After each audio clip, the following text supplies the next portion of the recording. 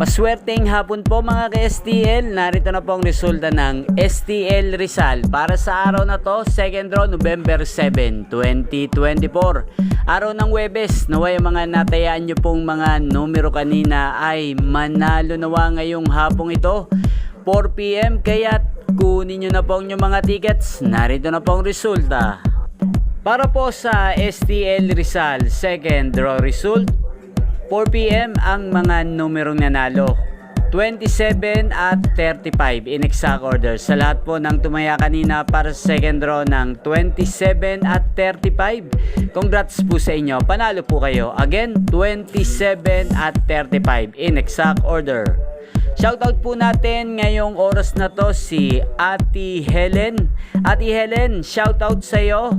Naway isa ka sa manalo sa STL Muntinlupa ngayong araw na to. Ayan, inyo pong napanood ang resulta po ng STL Muntinlupa sa channel na to, Roderick Hernandez TV. Huwag pong kalimutang mag-subscribe. Thank you for watching.